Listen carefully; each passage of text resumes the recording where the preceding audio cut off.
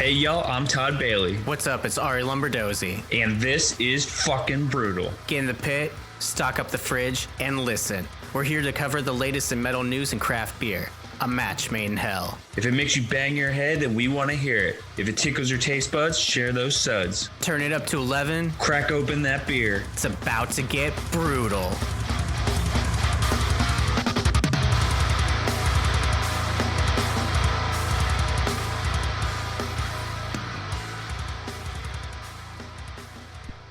What's good there, Hopwolves? It's your boys, Todd Bailey, Arie Lumberdozy, back with Brewtal, episode 68.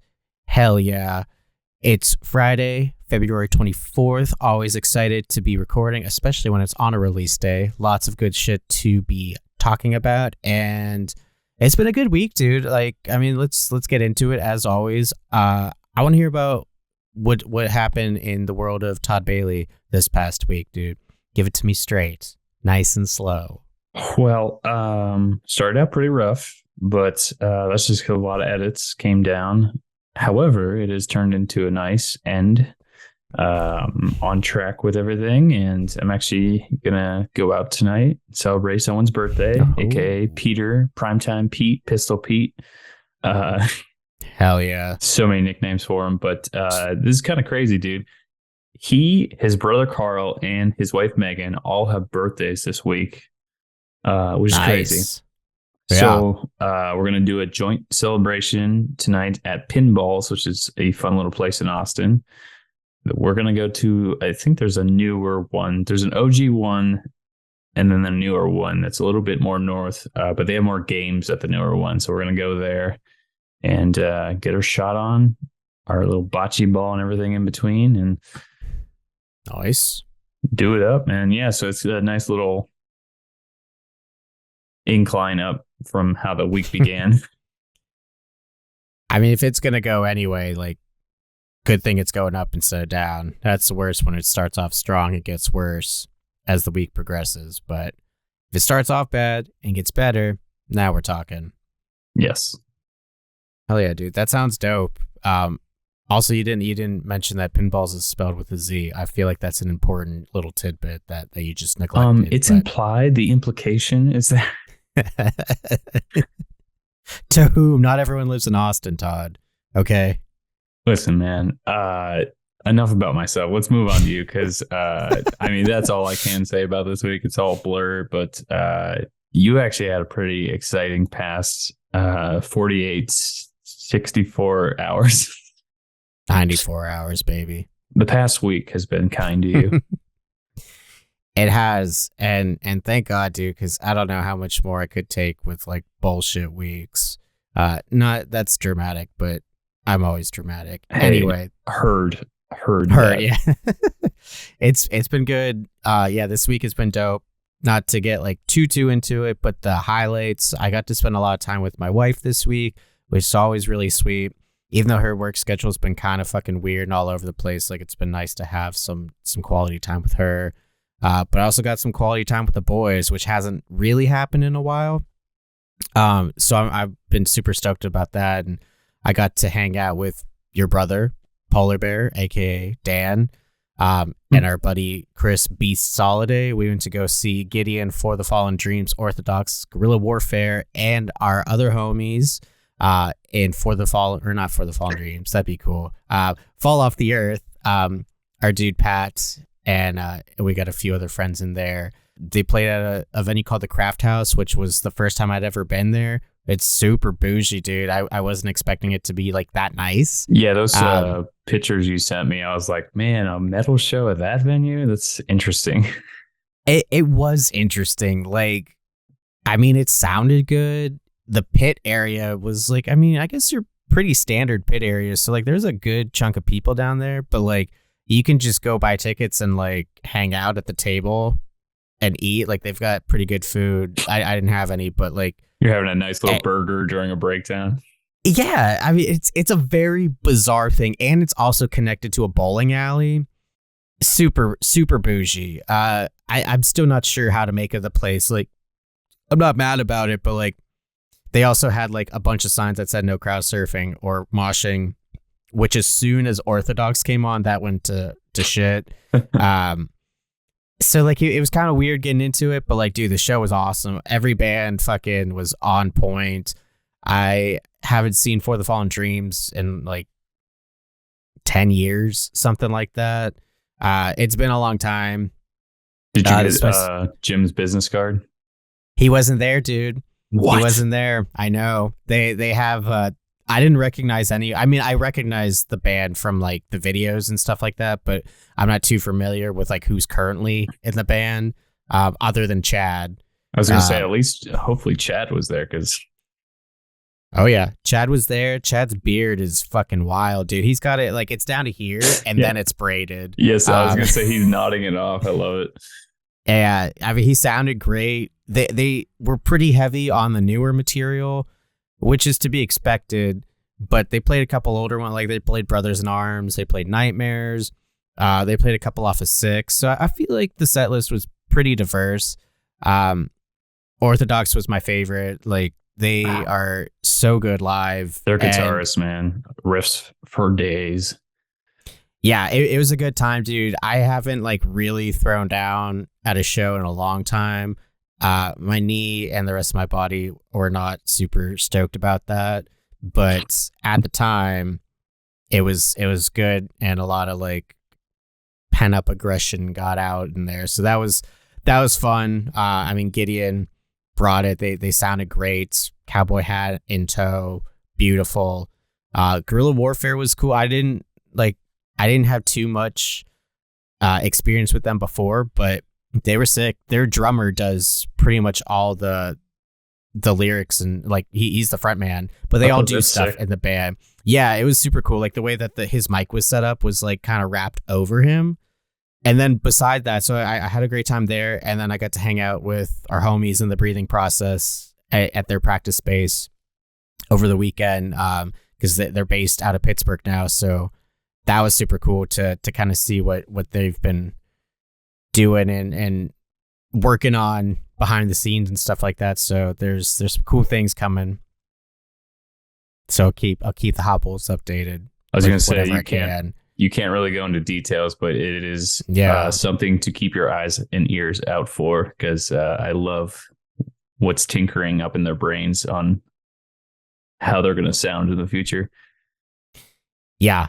I will say, as Chris Rabidou, their lead singer, had said, like, this material is pissed. So that's fucking super, super exciting.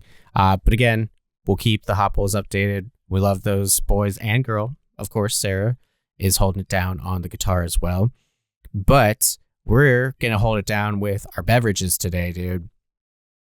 Take us down into the pit for this week's beer breakdown, homie. What are you sipping on today? I'm going to pull up the can first. I got a little can of CABO Wabo. No, it's CABO SABRO. Did he tell you to say that? Did Sammy Hagar, like, is he off camera with a fucking gun to your head? He is, first of all. And no, I had to say it. Like, I can't think of CABO without Wabo, but they're synonymous at this point. Yeah, man. This is Family Business Beer Company. You might know a certain Jensen Ackle, or however you say his name, from. Oh yeah, yeah. I remember you had one of theirs before. From that one show, you might know. My Bloody Valentine. Yeah. Yeah. Anyway, this is his brewery, and this beer is called CABO SABRO Tropical IPA. It's a hazy IPA. 7% ABV, 51 IBU. They are from Dripping Springs, so just outside Austin. The can art is cool, though. I'm going to keep holding it up. But for those listening, it's a synthwave aesthetic. So it's like a matte black background, and then part of the can is this cool like gradient of like pink to sky blue with a black silhouette of a palm tree. I just feel like I'm about to play GTA Vice City, dude. That's what this is all about. So that's dope. On the side of the can / the website, they both say the same thing. It's a tropical hop storm in your mouth. So we'll see about that. 5 stars, baby. Mm-hmm. It features Laurel, Brew 1, and Sabro hops, hence the name. It's got big juicy notes of pineapple, coconut, and stone fruit. So let's see what that's all about. I'm holding up the glass now. For a hazy, I can see through it, so that's deducting 1 star. Sorry, guys. I should not be able to see through a hazy IPA, in my opinion. Let's see. Let's get a smell. Definitely smell the tropicalness. Pineapple's coming through, like we talked about not too long ago in other episodes. Other than that, don't really smell the coconut. I don't know too much about stone fruit, so I don't really know what to say about stone fruit. I just don't know too much about it, but hopefully it adds to the flavor profile. Let's get one off the tongue.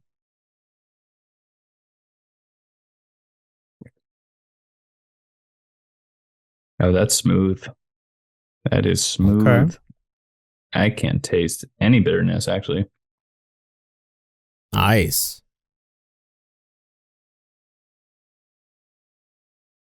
Yeah. I wanted to say that mixture of flavors. That's actually really nice. Yeah. I would drink this again for sure.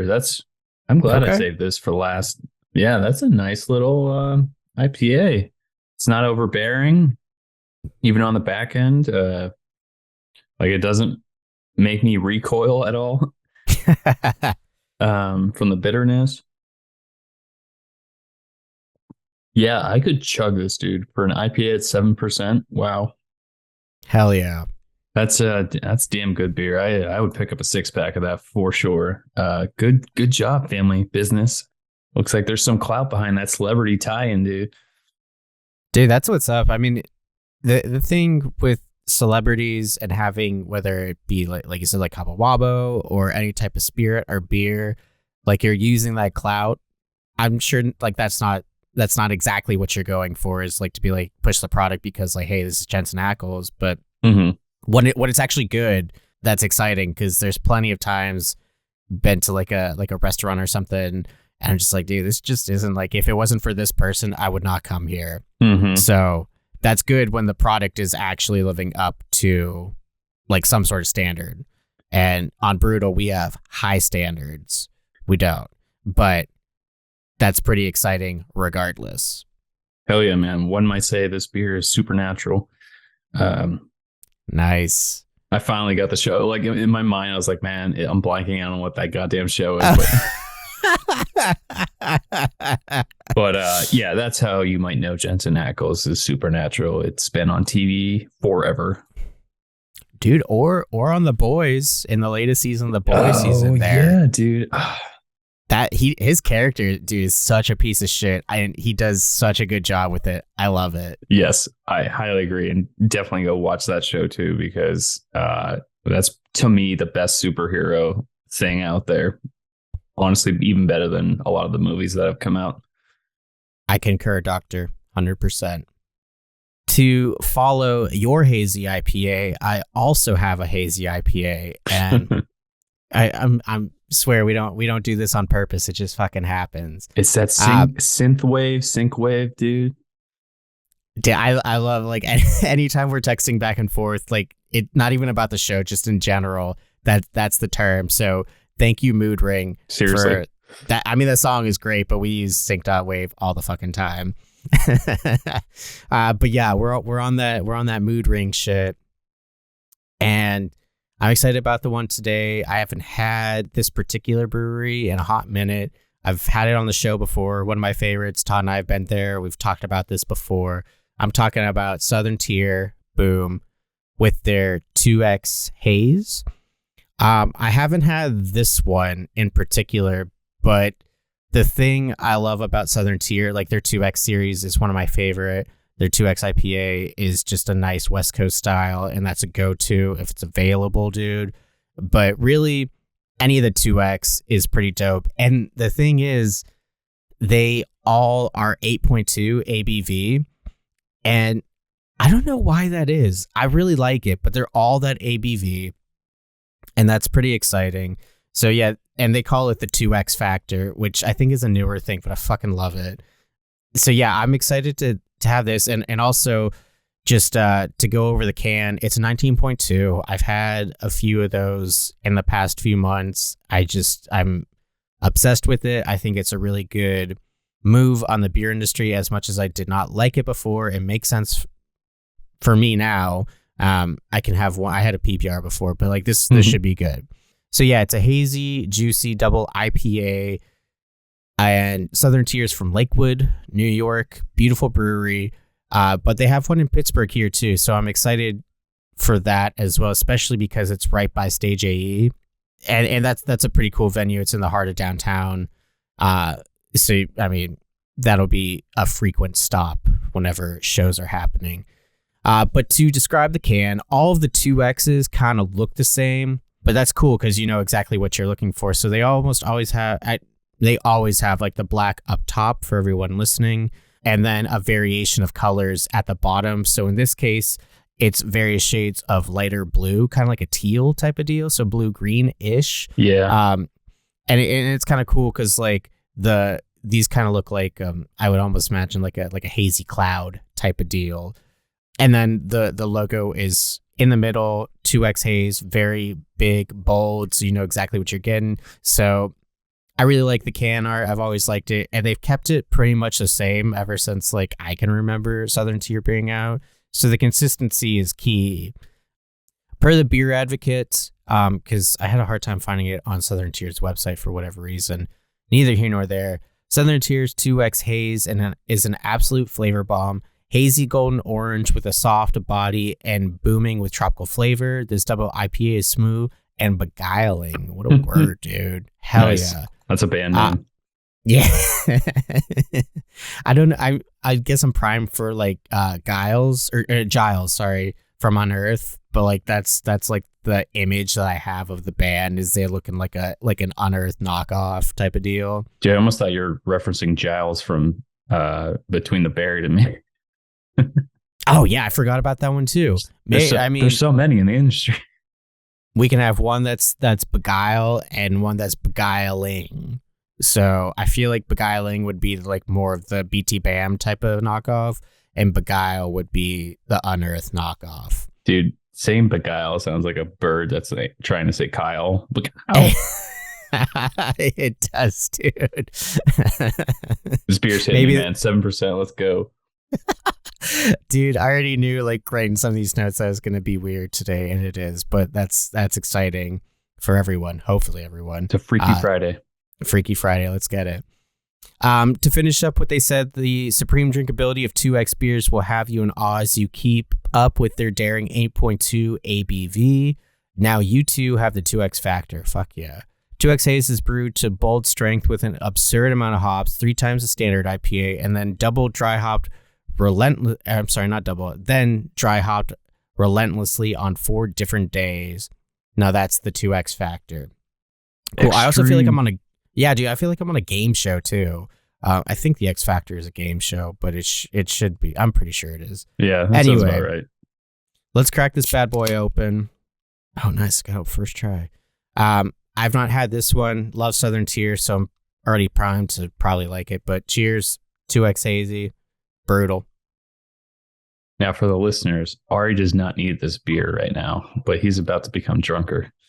Yeah, oh yeah. Yep. Damn, dude, that is good. I love it, dude. It is light. It is a very soft body. I'm getting the tropical flavors, good mouthfeel, beguiling. What did they say? They said tropical flavor. Oh.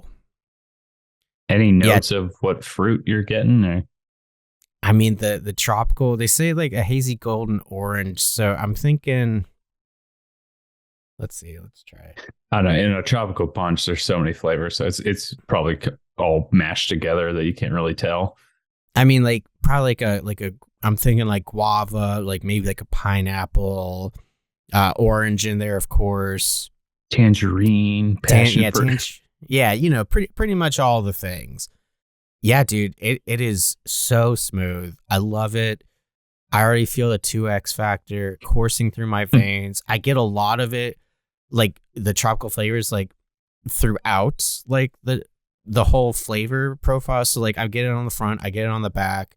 it's like the whole tongue, dude. It's just like, it's a flavor bomb for sure. And sometimes, it's tricky when we read these descriptions because we're, again, kind of primed for what to expect. But there is like a stark contrast with what they describe sometimes and what the consumer, us in this case, is experiencing. But no, dude, this is it. I definitely could drink these all day, and that is a problem being 8.2%. I love it. Southern Tier, always a go-to. Very seldom disappointed with this brewery, and yeah, would definitely recommend for sure. No doubt. I knew that going into it though. But moving along, what we don't recommend is what we're going to be talking about for the metal headlines, and that is merch cuts for bands. Yeah. So this is not a new thing that's been in the industry. So to preface before we even get into like what we're talking about, Alpha Wolf brought this up last year, and they got some flack for it. They brought that up, and then we also talked about how they brought up crowd killing at shows. So like these are both like pretty pertinent points for touring bands, because you need merch to essentially survive on the road, because like ticket sales are one thing, but you're not really getting any kickback from physical copy sales. I mean, I'm sure you are, but not like how it used to be. Cents on a dollar, we're talking. Yeah, it ain't worth it. So where you're getting is like seeing them live, but mainly buying the merch. We'll circle back to Alpha Wolf here in a little bit, but basically, Todd had found that on Twitter, Dan Cyril of Architects. So Dan is the drummer of Architects, and he was saying, this is pretty much a quote, but he was like, hey, at any of the bands, when are we going to go on strike and get rid of these insane venue merch cuts? Or maybe we don't play until we get a cut of the bar. Can we just get this done ASAP, please? So that's a pretty good question, because like, and the merch cuts too, from what I saw, a lot of times when they ask is like 20%, which is a good chunk of change, especially with like, that's how you're making the majority of your money on top of all these other things. So like the venues, like they're getting money from people like buying the tickets here. I know bands get like paid to play. If any of this is wrong, apologies. I only know like a little bit about like the business side of the music industry, but the general consensus is that like the venue has many different ways to profit, including the bar. And the issue is that like if bands have to give a cut of the merch and they're not getting anything from the bar or any of the other residuals for bringing the people to the venue in the first place, then like, what the fuck is the point then? Like, and the age old question of like, it shouldn't be about the money sometimes just makes me sick to my stomach to hear, because like, it's not about the money per se, but like to do what they're doing, you do need, like, this is a business. Yeah, we're talking about living, breathing people. Right. Like who the fuck wants to just keep playing in like a basement setting to no one? And I say that, I don't mean to like knock anyone if that is the goal, because like that's cool. And I have mad respect for you, but bands like Architects, like this is their livelihood. So like, why are you trying to not support the band that you want to see live and that may have helped you through tough times or anything like that? I mean, well, dude, I actually think of the fans, dude. Like, you think you buying a shirt is going to the band, and this surprised me because when I saw Great American Ghost, like, I loved the show, so I bought some merch. Like, in my mind, I'm like, oh, this is going towards all the guys in the band as they continue on this tour. But like, I never even thought like a venue could take a cut from something they're selling. Yeah, I mean, that's the unfortunate reality of the business side of things. Like, you as a fan, like, shouldn't have to think about that, you know? But now that it has been brought to everyone's attention, like, that is something Like I've seen people suggest like just trying to say like, hey, we're selling merch, but like don't buy it here, buy it online, because all the money's going to us at that point. So we don't have to give up on that. Yeah, I've even seen they even talked about like unionization, like creating unions within the music industry, which is not bad. Is not a bad thing. Especially within this genre. Metal is like, it's so underground sometimes. Like this is literally the only way they can get to the next city is if they sell some merch for gas money. And I think that's the hardest thing is like the argument of people saying like it shouldn't be about the money. It'd be like at what point do you just like, because especially there's been so many individual artists and bands as a collective speaking up about mental health and how like it's not worth it to even be like doing music in general because of how much the industry beats people down. And it also doesn't help that like as far as like promoters and stuff go, like Live Nation has so many umbrella companies, and like that's where a lot of this is coming from, that like you think that, you know, if you don't go see like these bigger bands like Architects or whoever may be like doing these huge headlining shows, that you'd be like, oh well, this smaller venue, like I know that it's going to the band, and it might not be, because like Live Nation has such a monopoly. They have all these other smaller companies within the companies that it's like, you know, where's the money actually going to? Like, it's not the artist. So a lot of food for thought in this regard. The only right answer is that like we should be doing what we can for the bands, whether you're a promoter or a fan. Like I want to see these bands. I know you want to see these bands, and if we can't make it worth their while, especially when you're coming from overseas to do these things, dude, like shit ain't cheap, and inflation just keeps going up. So Alpha Wolf, to bring it back, like they brought it up, they got more flack than I thought that they should have. So I don't know. We'll see how this goes within the next probably like few years. But it is just something to think about next time you go to a show. Maybe even asking the bands when you're going to talk to them after the set, like, you know, you want to support them, but like Todd said, you like the set, you buy the merch, but like see where the merch is going, because if it's not going to the bands, then that's not worth it. Definitely worth a discussion, and like even talking to the artists themselves about it, because I mean they would know definitely more than we do. But absolutely, we're not experts. No, yeah, we're not experts by any means. We just caught on to this on Twitter and are talking about it. But yeah, definitely food for thought. Let's keep it rolling though, dude, to more exciting pastures. And I'm talking about the albums that have dropped today, and also our Certified Brewtal Banger playlist, including a lot of music that has dropped today. Again, it's February 24th. Here we go. For the albums, we have the band 7H Target. Never heard of these guys before, but they just released their album Yantra Creating. After them, we have Across the Divide with their EP Eternal. After that, we have the band Allborn with their EP Push. After that, we have Body Farm with their album Ultimate Abomination. Then we have Coffinborn with their album Cadaveric Retribution. After that, we have Crown of Madness with their EP Elemental Binding. Then we have Defamed. They are back with some new music with their EP Divinities. Then we have the band Fester Decay with their album Reality Rotten to the Core. After that, we have the band Hammerhead, head spelled HEDD, with their album Nonetheless. After them, we have HEAVENSGATE. I've been excited for this one. Their EP has dropped, and it's called And All I Loved Alone.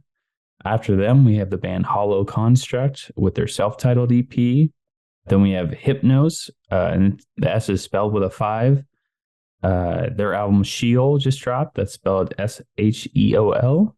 After them, we have Lost Trees with their EP Luminescent. Then we have a stoner metal band. I really like these guys. They're called Mammoth Caravan, and their album is dropping Saturday, so 2/25. It is called Ice Cold Oblivion. After them, we have the band Misery Order with their EP Broken Balance. And to round out this list, we have the band Nightmares with their EP, The Darkhold, the band Omega Infinity with their album, The Anti-Current. These guys from Australia that we love, To the Grave, they've just released director's cuts. We'll talk a little bit more about that in a bit. Last but not least, we have the band Wanderer with their EP, Indulgence of the Unreal. And at number 20, we have Wretched Fate with their album, Carnal Heresy. Dude, solid list. Some highlights for me. Hammerhead is, I saw someone write this somewhere, so this is not my words, but they are a baby Gojira, and that's the best way to describe them. Dude, these are like some kids that have been playing ever since they were like literal children. So this is kind of cool. Like they've grown into this, and it's awesome. That's what's up. Yeah. Like I'd mentioned, there's a stoner metal band I really like, Mammoth Caravan. It's just good music to put on in the background and kind of just zone out.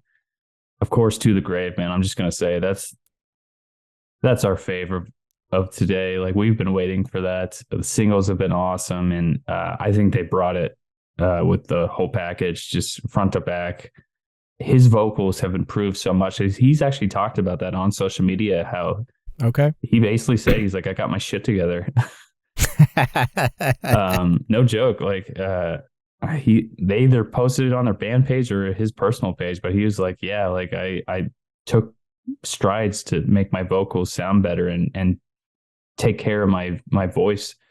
So I think that's awesome. And I think it really reflects on how that album sounds. To that point, Dane Evans is one of my favorite vocalists in the game. I think he's got such a unique sounding scream that sometimes is hard to come by.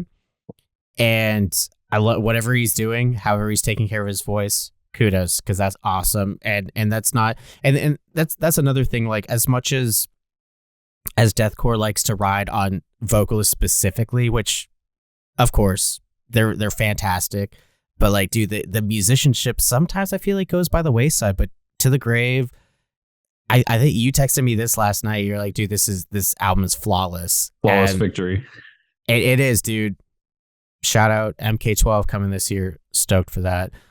Between To the Grave with this one director's cut and then like their epilogue and the one before that, which I know epilogue was just like an expansion of that. Holocaustralia.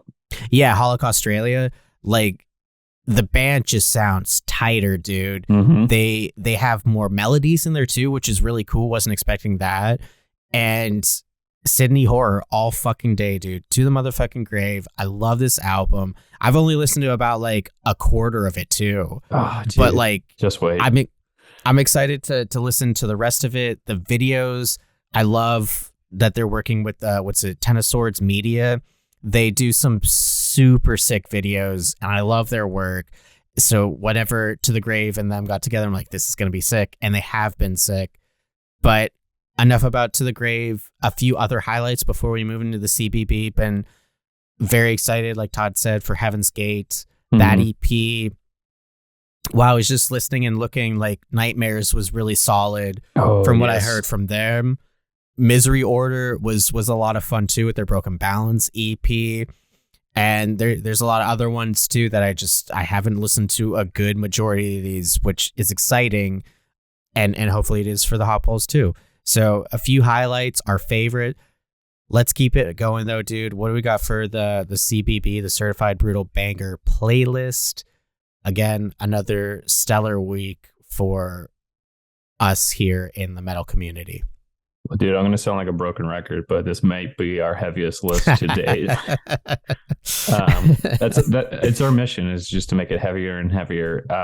Let's get it started. We're going to start with Stable Gun Facial. That's the song from the band Till Light Ceases. Yeah, dude. All the above, yes. Mm-hmm.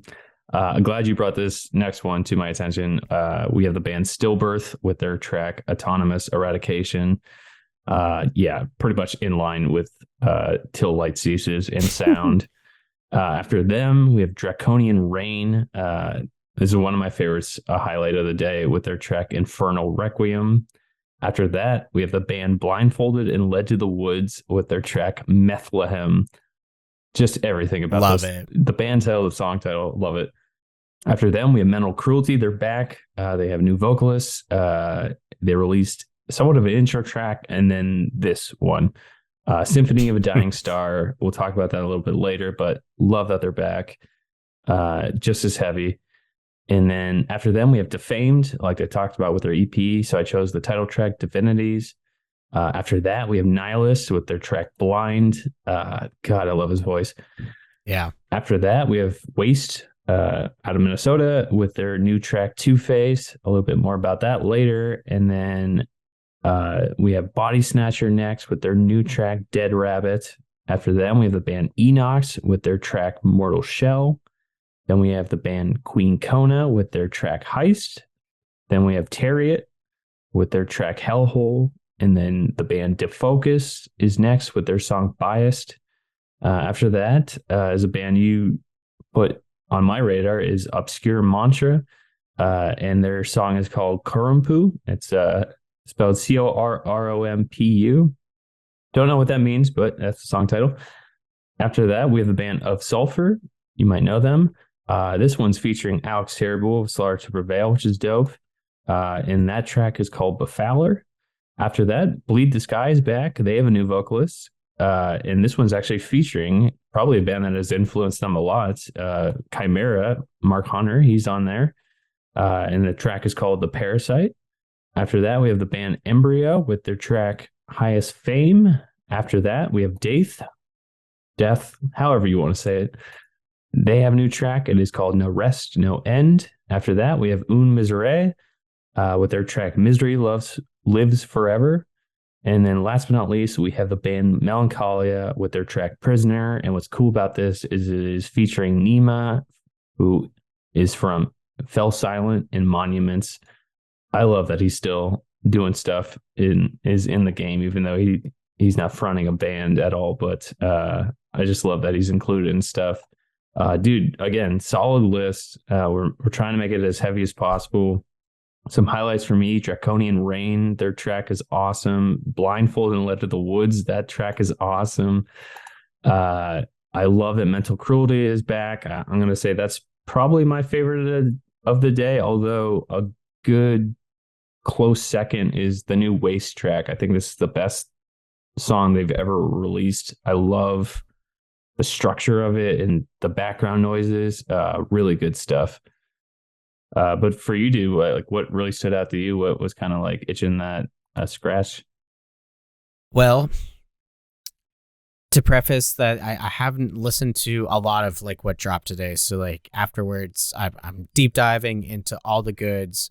So the one I'm going to go with my favorite, and then I'm going to go with the highlights here. But my favorite was probably the Melancholia song, Prisoner. Now, I think you said that it features Nima, but I'm pretty sure this is his band. Oh, like, shit. I don't think he's a feature. I think that this is his new band. Oh, then I misspoke. That's awesome. If he's in a new band, we'll have to research that. But on YouTube, it definitely says his name, so I put it as a feature. But that's cool as shit. I think that they use that as a vehicle for people like us to be like, oh, fuck yeah, I know Nima from Fell Silent Monuments. So like almost like a star vehicle type of deal. But I'm pretty sure we'll double check for the Hopwolves or you guys can for us. But I think that this is his new project. So either way, the track is a fucking bop for sure. Dude, yeah. I actually want to say this about it. I'm actually glad you picked that track because it stood out to me. It's kind of like a cool white noise to the background of that song. Do you know what I'm talking about? I do.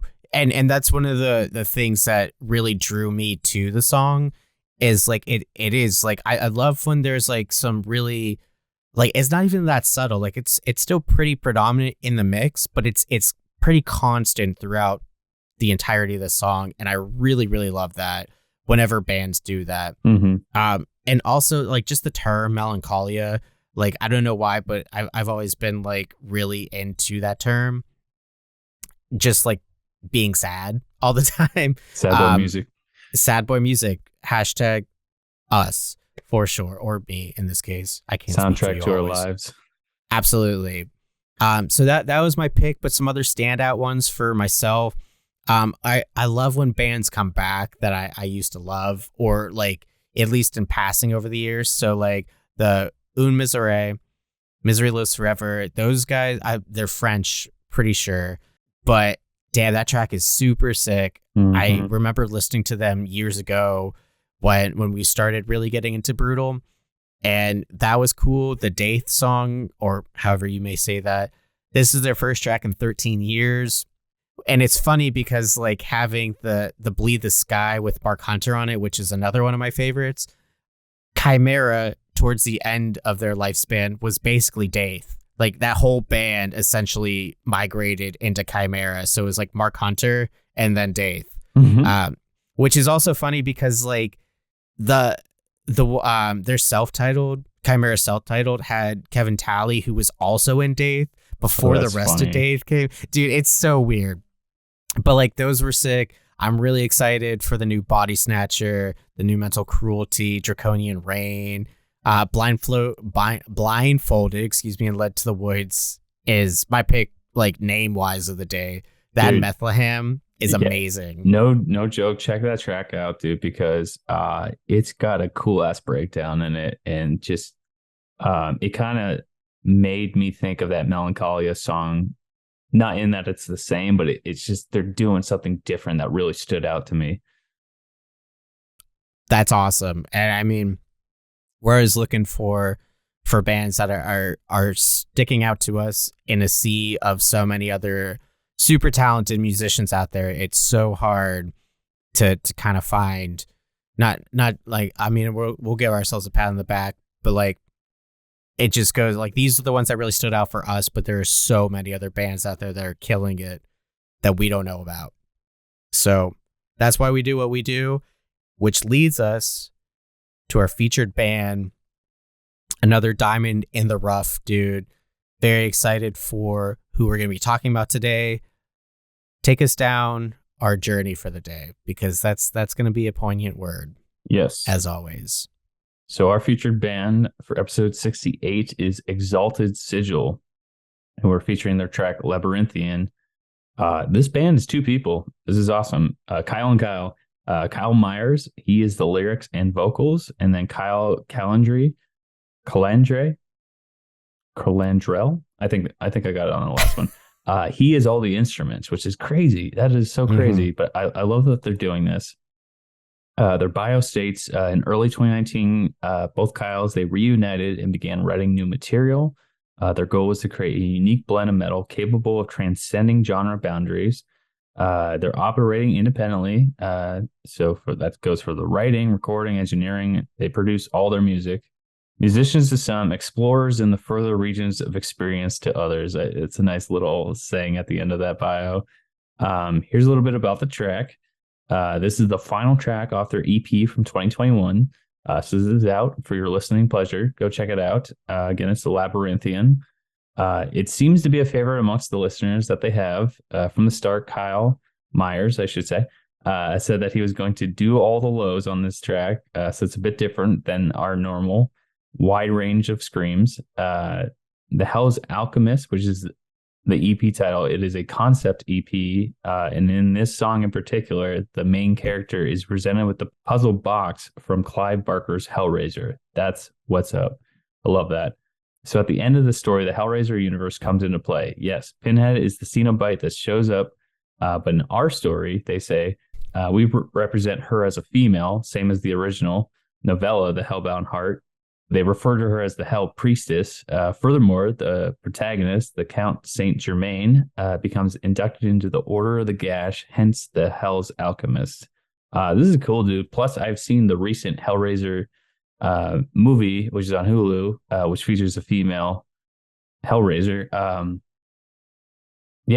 love this. I love that they went into this universe and created their own story with it. This is awesome.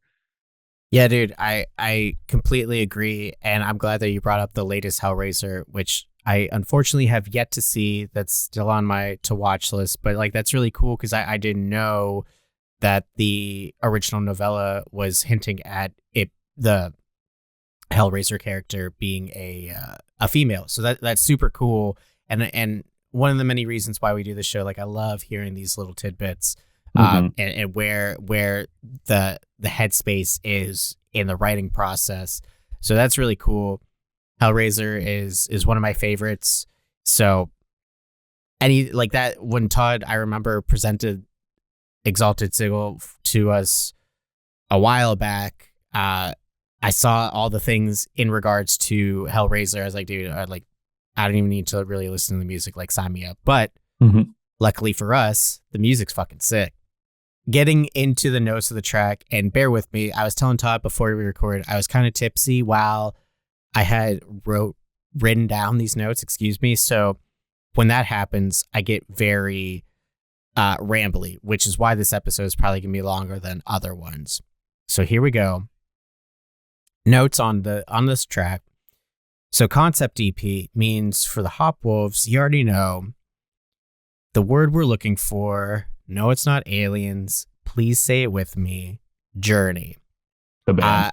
Okay. The band. Dude, I think now that we're talking about this, I think that we're gonna make one of our first merch lines like the Journey, like the Scarab Beetle, but we're gonna do that for Brewtal. Somehow incorporate the two. I think it'll work. We'll work on that later. But so this is the final track, and it does really encompass everything that the ES boys are doing. They've got blistering, chunky riffs, experimental sections, melodic undertones, and a big production, which is cool because it's the two of them. And that is the beauty of the age that we live in, the digital age, is that you don't necessarily need any budget. You just have to have the know-how to make sick music, and this is a case in point for sure. So to go off that, though, one of the major themes in Hellraiser is the dichotomy of pleasure and pain, and I truly think that this track encapsulates that feeling. Not so much personification of those themes, but it has a really nice balance between rip your spine out heavy and very soothing sections that give you a nice breather on our little journey through the hellscapes. So really to start it off, it feels like we figured out the good old puzzle box, then we get shot straight down to hell with the opening fill into a furious tremolo section. I really love the drums and the track overall. So Kyle, kudos to really crafting like a lot of very unique and layered sounds as far as the musicians. I mean, layers just in general. We're going to get into that. But I do, the drums really stand out to me. Like there's lots of really sick fills, especially like, again, the opening section of it, 8 seconds in, it just goes into a nasty chunk fest of a riff, dude. 35-second mark has a really nice tapping section that will combine with the drums feels very disorienting, and I absolutely love it. Hopwolves should know that once I'm fixated on a certain metaphor, we're going to keep going with it. So thank you, Exalted Sigil, for giving me the fuel to provide the notes for this, because I feel like I'm spiraling deeper and deeper into the depths of hell. 47 seconds has the ES homies doing probably my favorite thing ever in death metal, which is the sick riff with like some China grabs, which I'm not sure what like the technical term for that is, but that's, I'm sorry, not the China, but just cymbal grabs in general. And then there's like this drum fill on the toms before face fucking you with the speed and blast beats, dude. You'll know exactly what I'm talking about. I do, and I love it. I love that you described it like that. Dude, I just like every time I'm like, oh baby, oh baby, oh baby, we're fucking getting it at this point. Going into a minute 8, hitting hard with a beatdown section that will have you feeling like you're climbing up a mountain of skulls, foregoing any motherfucker that gets in your way. 141 has this cool little glass shatter effect.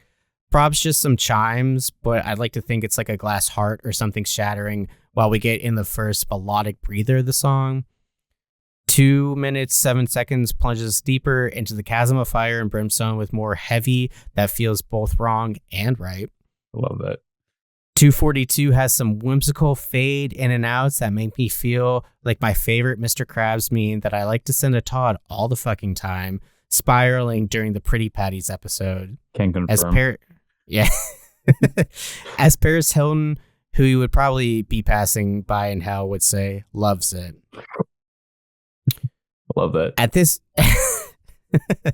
at this point, we get a nice little build up to how the rest of the song is essentially going to play out. Of note, we can really hear how well the Kyles complement each other's musical stylings. Like it does. I don't. You can just tell like the friendship is there, and I love it.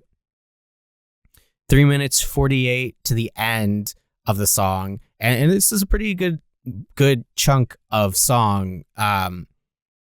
It's over 5 minutes long, as the Hopwolves will hear momentarily. But there's lots of elements happening with layers of both instruments and vocal tracks that I love, dude. I Am Hell's Alchemist is such a hard line to end on. Absolutely. Kyle, the lows for the entire song, excellent choice. The whole section sounds like a gigantic fucking void of sonic bliss. And at this point, our journey of transcendence has been complete. The whole EP is sick, dude. I mean, it's from a couple years ago, but that doesn't mean that don't mean holds shit, up, dude. Holds up. It absolutely. And if you're like us, big horror fans, it's just kind of like the icing on the cake, the fact that it is based on a really cool franchise. So having the imagery in mind while listening to the EP always helps me enjoy things more, because I'm like, I know exactly what you're trying to transcribe here. Plus, and the EP cool. has a sick art to go along with what you're saying. Definitely worth checking that out as well. Visually, I think it just matches the song perfectly. Yeah, dude. And I mean, before we get into what they're drinking, what they're listening to, what else? How else are you feeling about the track itself? I actually didn't know about the tie-in to Hellraiser upon listening the first few times. So I love that it's connected to that. And I love that they kind of took that with the meanings behind what Hellraiser is all about, and then just basically made a soundtrack to that in a way. I love everything about that. We're almost at episode 70. If you guys don't know, we love horror and we love metal music. So this is a nice pairing. I love to hear it. I actually can't wait to hear what's next from these guys.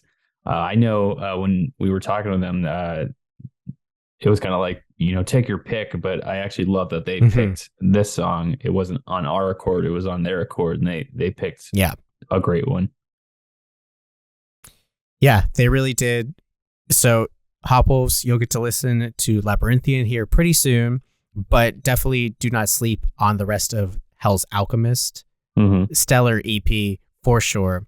But let's get into what they're drinking and what they're listening to there, friend. All good things. Yeah, dude. They're drinking Yingling. Simply put. No, that's all they put down, but I love that because that's our OG beer from our home state, and we love to see it. So cheers to y'all choosing Yingling. Go. Probably the best domestic beer out there. So let's not kid ourselves. Oldest brewery in America. Eagle screech into the sky. Let's go. Beyond what they're drinking, though, they got some sick ass bands of what they're jamming. We're pretty sure the band both picked the bands and the tracks. Pretty sure. Don't quote us on that. Never quote us. Never quote us. But this is an awesome Brutalist playlist that they put together. Number one, they have the band Achilles with their track Somniloquy. I love that. Very particular spelling on Achilles. It's AKHLYS. After them, we have Behemoth with their track Off the War! After them, we have the band HAZE. Really good death metal band with their track Kenosis. After them, we have Immolation. You might know about them with their track The Age of No Light. After them, we have Rivers of Nile, The Void from Which No Sound Escapes. If I did pick, I would pick that song. That's a great song from their album, The Work. After them, we have Mastodon with Tear Drinker. That's just a classic song from them. Then we have Pig Destroyer. This is a live version of Concrete Beast. That's what's up. I have listened to that track, and it sounds great live. After that, we have Pyrexia with their track Rule of Two. Then we have the band Hate with their track Rugia. And last but not least, we have the band Full of Hell with their track Asphyxiant Blessing. If you want to learn more about Exalted Sigil, go check them out on Facebook, Instagram, Bandcamp, YouTube, Spotify, and Apple. Pretty much look up their name. For Facebook, though, it's actually X, the letter X, ALTED. So that's a little different. But yeah, go check them out. Go spin the track that we're talking about. So go listen to our Brewtal that we're putting together. I don't know. I think I'm stalling, dude. Should we raise some hell? I think crack open that Yingling, dude. Raise some hell. Let's get into it, dude. Labrinthian from Exalted Sigil. Sick, dude. Spin that shit.